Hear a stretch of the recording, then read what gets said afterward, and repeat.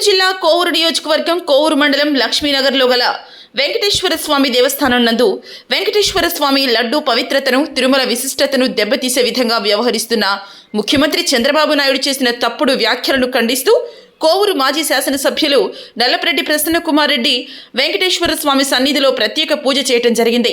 అనంతరం ప్రసన్న మీడియాతో మాట్లాడుతూ ప్రపంచంలోనే పవిత్రమైన పుణ్యక్షేత్రం తిరుమల తిరుపతి దేవస్థానం అని, దీనిని కూడా రాజకీయం చేయదలిచి ఏదో లబ్ధి పొందాలని ఈ విధంగా కల్పితాలు కల్పించి జగన్మోహన్ రెడ్డికి చెడ్డ పేరు తీసుకురావాలని, ప్రజల మధ్య ఘర్షణలు రేపేందుకు చంద్రబాబు తప్పుడు ప్రలోభాలు చేస్తున్నారని, ప్రజలే తగిన బుద్ధి చెప్తారని, బాబుగారి తప్పుడు వ్యాఖ్యలు నమ్మే స్థితిలో ఎవరూ లేరని, అదేవిధంగా ఉప ముఖ్యమంత్రి పవన్ కళ్యాణ్ ఈయన కాషాయపు బట్టలు వేసుకుని గుడులు గోపురాలు మెట్లు చుట్టూ బొట్లు పెడితే ఏం ఉపయోగం ఉండదని పవన్ కళ్యాణ్ పగటి వేషాలు, చంద్రబాబు కుటిల రాజకీయాలు ఆపి సిబిఐ మరియు సుప్రీంకోర్టు సిట్టింగ్ జడ్జితో సమగ్ర విచారణ జరపాలని కోరారు.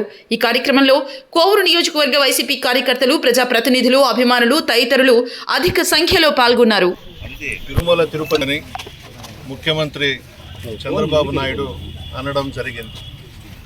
ప్రపంచంలోనే పవిత్రమైన పుణ్యక్షేత్రం తిరుమల. దీనిని కూడా రాజకీయం చేసి ఏదో లబ్ధి పొందాలా, జగన్మోహన్ రెడ్డి గారికి చెడ్డ పేరు తేవాలా అనే ఉద్దేశంతో కేవలం ఈ ప్రకటన చేయడం జరిగింది.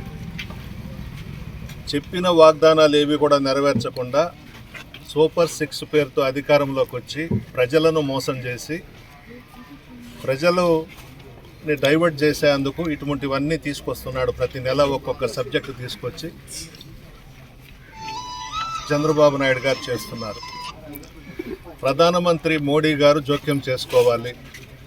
సుప్రీంకోర్టు సిట్టింగ్ జడ్జి చేత కానీ సిబిఐ చేత కానీ ఎంక్వైరీ వేయించి ఎంత త్వరగా చేస్తే అంత మంచిది. చంద్రబాబు భోగోతం ఏందో తెలిసిపోతుంది. కావాలని రాజకీయ లబ్ధి కోసమే చంద్రబాబు నాయుడు గారు ఈ ప్రకటన చేయడం జరిగింది. దీనిని అడ్డం పెట్టుకొని పవన్ కళ్యాణ్ గారు ఏదో డ్రామాలు ఆడాడు. నేను పవన్ కళ్యాణ్ గారికి ఒకటే చెబుతున్నా, మీరు మోడీ గారికి అత్యంత సన్నిహితులు. ఇప్పుడు రాష్ట్రంలో ఉప ముఖ్యమంత్రిగా ఉన్నారు. రాష్ట్రంలో మీ కూటమే ఉంది. తెలుగుదేశం, బీజేపీ, జనసేన కలిపి అధికారం ఏర్పాటు చేశారు. మీరు స్వయంగా ఢిల్లీకి వెళ్ళి ప్రధానమంత్రి గారి దగ్గర కూర్చొని సుప్రీంకోర్టు సిట్టింగ్ జడ్జినో సిబిఐనో ఎంక్వైరీ వేయించండి. ఇక్కడ వేషాలు ఎందుకు వేయడము, మెట్లు దుడవడము, మెట్లకి బొట్లు పెట్టడము, ఇవన్నీ అనవసరం. నిజంగా గారన్నా ప్రధానమంత్రి గారికి చాలా ఇష్టం. ముఖ్యమంత్రిగా చంద్రబాబు ప్రమాణ స్వీకారం చేసే రోజే డయాస్ మీద చూసాం ఏం జరిగిందో. అంత దగ్గరగా నువ్వు ప్రధానమంత్రికి ఉండి ఇక్కడ వేషాలు ఎందుకు వేయడము, కాషాయ వేషాలు వేసుకొని అవసరం లేదు. నేరుగా ప్రధానమంత్రి దగ్గరికి వెళ్ళు, దీని మీద ఎంక్వైరీ జరగాలి. దీంట్లో చంద్రబాబు నాయుడు రాజకీయంగా చేసినటువంటి ఈ ఆరోపణలను నిగ్గు తేల్చాలి, బయటికి రావాలి. అందులో తిరుమల తిరుపతి దేవస్థానం మీద ఇటువంటి వ్యాఖ్యలు చేసి భ్రష్టు పట్టించాడు చంద్రబాబు నాయుడు గారు. రాజకీయాలని రాజకీయాలుగానే చేయాలి. నీకు సత్తా ఉంటే, దమ్ము ఉంటే జగన్మోహన్ రెడ్డి గారిని ఎదుర్కోవాలి తప్ప దేవుళ్ళని అడ్డం పెట్టుకొని రాజకీయం చేయాలనడం హాస్యాస్పదం. సిగ్గులేదు నీకు కొద్దిగా కూడా. ఏదో అధికారంలోకి వచ్చేసావు, వాగ్దానాలు చేశావు, నీ ఇష్టం వచ్చినట్టు అబద్ధాలు చెప్పావు. 2014లో కూడా మోసం చేశావు రైతుల్ని, మహిళల్ని. మరలా ఇప్పుడు కూడా నిన్ను నమ్మారు రాష్ట్ర ప్రజలు ఓట్లేశారో లేకపోతే ఈవీఎంలో నిన్ను సీఎం చేశారో అర్థం కాని పరిస్థితి. ఇప్పుడు ఎక్కడ పట్టినా రాష్ట్రంలో, దేశంలో చర్చ ఏంటంటే ఈవీఎంలతో చంద్రబాబు నాయుడు భగవంతుడికి తెలియాలి నువ్వేం చేశావో, ఏ విధంగా ముఖ్యమంత్రి అయినావో అనేది ప్రజలు కూడా చర్చించుకుంటున్నారు. మేము జగన్ కేసాము, మా ఓట్లు ఏమైపోయినాయని అడుగుతున్నారు ప్రజలు కూడా ఇప్పుడు అందరూ బయటకు వచ్చి.